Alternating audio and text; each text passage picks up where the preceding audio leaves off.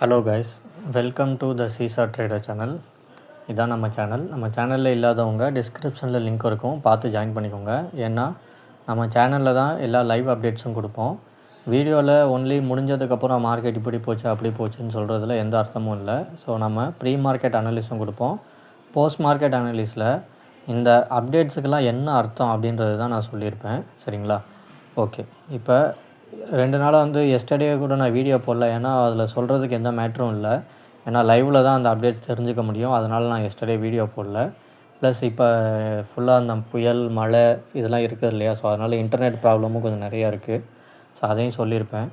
Monday Tuesday நமக்கு நம்ம சொன்ன மாதிரியே போகலை தவிர மற்றபடி சார்ட்டெல்லாம் நல்லா தான் ஒர்க் ஆகிருந்தது. பட் நம்ம சொன்னபடி போல் ஆப்ஷன் செயின் டேட்டா நமக்கு சப்போர்ட் பண்ணலையே தவிர மற்றபடி சார்ட் எல்லாமே நல்லா தான் ஒர்க் ஆகிருந்தது.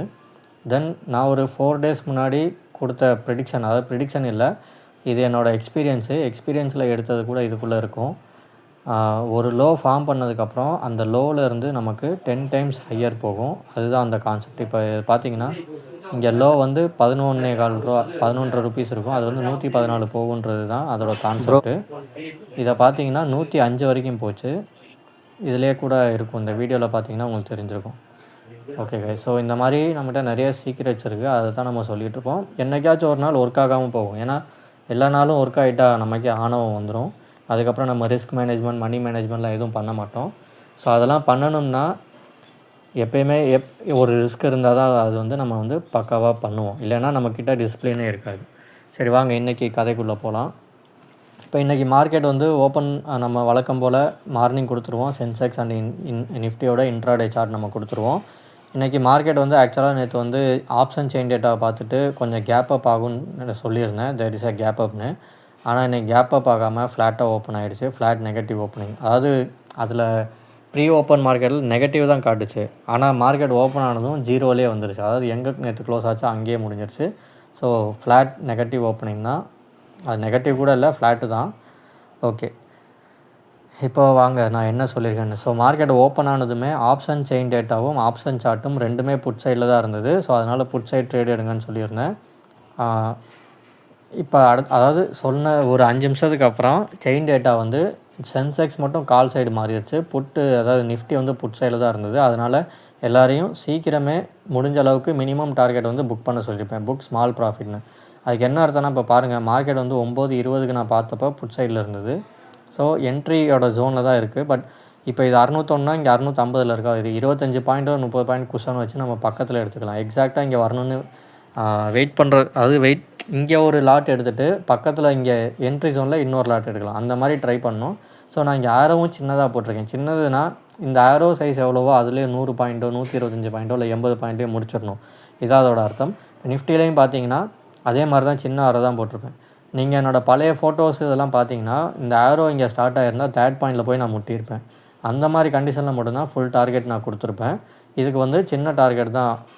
ஓகேங்களா? இப்போ இதோட ஜோன் பாருங்கள் 202 இல்லைனா 194. ஆனால் மார்க்கெட் அப்போ 210 இருந்துச்சு. லோ 208 வரைக்கும் வந்துச்சு.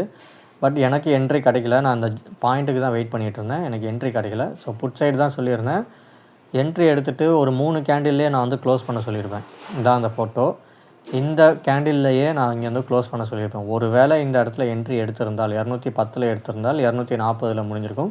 பட் நமக்கு ஃபுல் டார்கெட் போயிடுச்சு.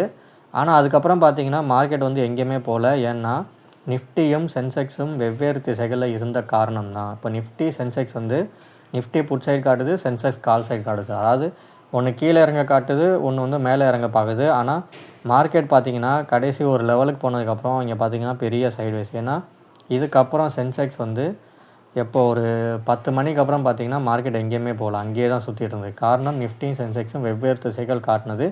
எதனால்? ஆப்ஷன் செயின் டேட்டா தான். பார்த்திங்கன்னா ஃபுல் டார்கெட் அச்சீவ் ஆனதுக்கப்புறம் நிஃப்டியில் எங்கேயுமே சுற்றலை, அது அங்கேயே தான் சுற்றிட்டு இருந்தது. அப்புறம் மார்க்கெட் எங்கே ஆரம்பித்ததோ கடைசி அங்கேயே முடிஞ்சிருச்சு. காரணம் ஆப்ஷன் செயின் டேட்டா தான். சரிங்களா? இப்போ மண்டே டியூஸ்டே நம்ம சொன்ன மாதிரி ஒர்க் ஆகலை. அப்போ கூட ஆப்ஷன் செயின் டேட்டாவை தான் நான் நம்பியிருந்தேன். ஆப்ஷன் செயின் டேட்டா சொல்கிறது தான் நான் சொல்லியிருந்தேன். பட் ஆப்ஷன் செயின் டேட்டாவுக்கு ஆப்போசிட்டாக நடந்துருச்சு. நமக்கு என்ட்ரி தான் கிடைக்கலையே தவிர நமக்கு லாஸ் எதுவுமே ஆகலை. ஓகேங்களா?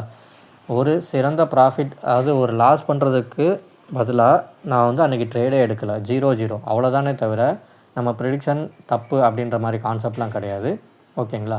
ஸோ இன்றைக்கி நமக்கு என்ட்ரி வந்து ஜோனில் கிடைக்கல, பட் ஜோனை நம்ம மிஸ் பண்ணிட்டோம். இங்கே பார்த்தீங்கன்னா கரெக்டாக அந்த ஜோனில் தான் இருந்திருக்கு. அது ஃபஸ்ட் கேண்டில், நம்ம எப்போயும் ஃபஸ்ட் கேண்டில் எடுக்க மாட்டோம். அதனால் என்ட்ரி மிஸ் ஆகிடுச்சே தவிர நம்மளோட கால்குலேஷன், ப்ரிடிக்ஷன், ஆப்ஷன் செயின் டேட்டாலாம் கரெக்டு தான்.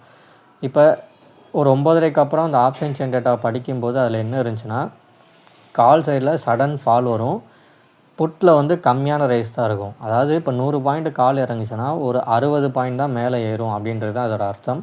ப்ளஸ் இன்னொரு சினாரியோ, கால் சைடு அப்படியே ஏறினாலும் கம்மியாக தான் ஏறும், புட் சைடு இறங்குறதும் கம்மியாக தான் இறங்கும் அப்படின்றது தான் இதோட அர்த்தம். ஏன்னா ப்ரைஸஸ் வந்து அப்படி தான் இருந்தது. ஸோ ப்ரைஸஸ் பார்த்து நான் அப்படி சொன்னேன்.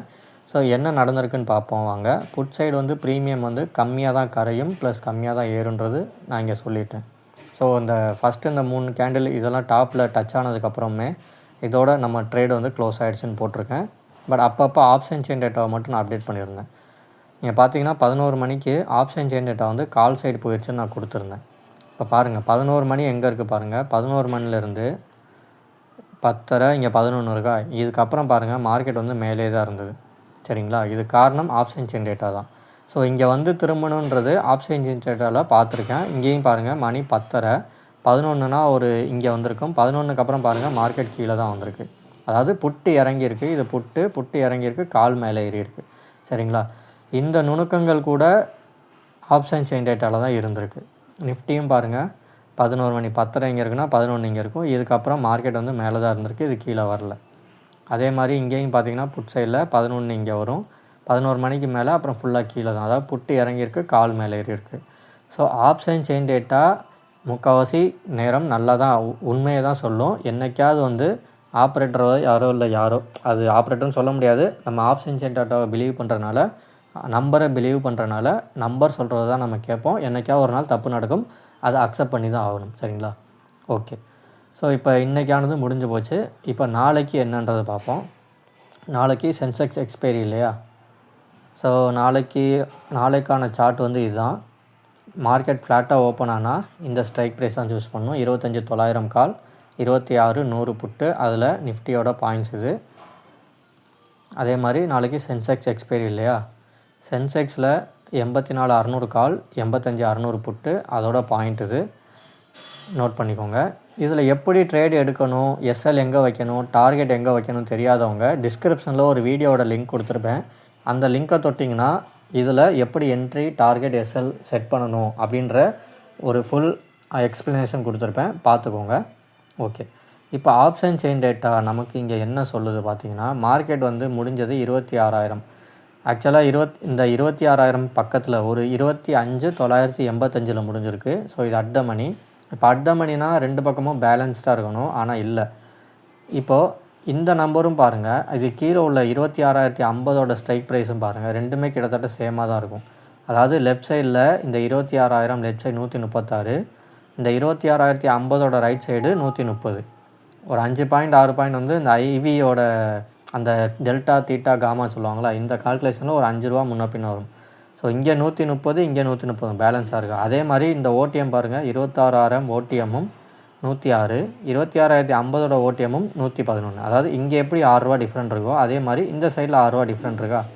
ஸோ இந்த ரெண்டும் ஈக்குவலாக இருக்கா. அதாவது அட் த மணி தான் ஈக்குவலாக இருக்கணும், ஆனால் இங்கே 2 ஸ்ட்ரைக் ப்ரைஸ் ஈக்குவலாக இருக்குது, கிராஸாக அதாவது ஈக்குவலாக இருக்குது. இதுக்கு என்ன அர்த்தம்னு எனக்கு புரியலை. ஸோ நீங்களும் நீங்கள் பார்த்தா உங்களுக்கு என்ன தோணுதுன்னு கமெண்ட் பண்ணுங்கள். அப்படியே ஒரு ஸ்ட்ரைக் ப்ரைஸ் மேலே பாருங்கள், இங்கே 165, இதோட ஸ்ட்ரைக் ப்ரைஸ் பாருங்கள் 159, 6 ரூபா டிஃப்ரெண்ட் இருக்கா. இங்கே பாருங்கள் 89, இங்கே பார்த்தீங்கன்னா 84, 5 ரூபா டிஃப்ரெண்ட் இருக்கா. ஸோ ஈக்குவலாக தான் இருக்குது. பட் 2 ஸ்ட்ரைக் ப்ரைஸ் ஏடிஎம் மாதிரி செயல்படுது. இப்போ அதே கான்செப்ட் தான் பிஎஸ்சி, அதாவது சென்செக்ஸ்லேயும் அதே மாதிரி தான். மார்க்கெட் முடிஞ்சது 85, 135. சரிங்களா. ஸோ இதுதான் ஸ்ட்ரைக் ப்ரைஸ், இதுதான் ஏடிஎம் ப்ரைஸு. ஏடிஎம் ப்ரைஸோட லெஃப்ட் சைடில் பாருங்கள் 196, ரைட் சைடு 165. அதே தான் கீழே இங்கே 220, இங்கே 160, அதாவது இங்கே 150.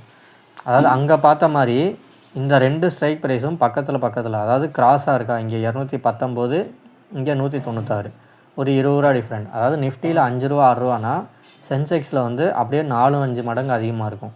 இங்கே பாருங்கள் லெஃப்ட் சைடில் 150, இந்த பக்கம் 165. ஸோ 15 ரூபா வித்தியாசம். அப்படியே இங்கே பாருங்கள், இங்கே 281, இந்த பக்கம் 250. ஸோ இந்த பக்கம் பார்த்திங்கன்னா ஒரு ஸ்ட்ரைக் ப்ரைஸ் மேலே, இங்கே ஒரு ஸ்ட்ரைக் ப்ரைஸ் கீழே, இப்படி பார்க்கும்போது அப்படியே ஜிக்ஸாக்காக மேட்ச் ஆகும். ஸோ அப்படி மேட்ச் ஆகிட்டுருக்கு. அதாவது 2 ப்ரைஸ் வந்து 2 ஸ்ட்ரைக் ப்ரைஸ் வந்து ஏடிஎம்மாக செயல்படுது. ஸோ இதுக்கு என்ன அர்த்தம்னு தெரில. ஓகே, பட் இருந்தாலும் அது வந்து ஓடிஎம்லேயோ இல்லை டீப் ஐடிஎம்லேயோ அந்த மாதிரி நடக்கும். பட் ஏடிஎம் ப்ரைஸ்லேயே இந்த மாதிரி நடக்கிறது இப்போ தான் முதல் முறையாக நான் பார்க்குறேன். ஓகே, இப்போது நாளைக்கு என்ன நடக்கும்ன்றதுனா, இங்கே வந்து ரேஞ்ச் பவுண்டு தான் இந்த ப்ரைஸ் ஆப்ஷனில் காட்டுது. ஸோ இந்த ஸ்ட்ரைக் ப்ரைஸு, இந்த ப்ரீமியம் ப்ரைஸ் இதெல்லாம் பார்க்கும்போது ரேஞ்ச் பவுண்டு தான் எனக்கு காட்டுது. ஸோ நாளைக்கு மார்க்கெட் வந்து ரேஞ்ச் பவுண்டில் இருக்கும். அதாவது ஒரு ரேலி எதிர்பார்க்கறது முடியாது, ரேலி வந்து இருக்காது. மேக்ஸிமம் 200 பாயிண்டில் 300 பாயிண்ட் வந்து 300 பாயிண்ட் மேலே, திரும்ப 300 பாயிண்ட் தொட்டுட்டு திரும்ப கீழே வரும். கீழே ஒரு 200 300 பாயிண்ட் அதே மாதிரி போகும். இதுதான் இதில் காட்டுது. ஸோ நாளைக்கு மார்க்கெட் என்ன நடக்குதுன்னு பார்க்கலாம். பட் ஃப்ளாட் ஓப்பனிங் தான் காட்டுது, அதையும் நான் சொல்லிடுறேன். ஓகே கைஸ், இப்போ அது பிடிச்சிருந்தா சப்ஸ்கிரைப் பண்ணுங்கள், லைக் பண்ணுங்கள், நம்ம சேனலில் இல்லாதவங்க ஜாயின் பண்ணுங்கள். அப்புறம் நம்ம ப்ரீமியம் கோர்ஸும், அதாவது நம்ம இதில் கிளாஸும் எடுத்துகிட்ருக்கோம். பிடிச்சிருந்தா கிளாஸ்லையும் ஜாயின் பண்ணுறோன்னா பண்ணிக்கோங்க. Thank you guys.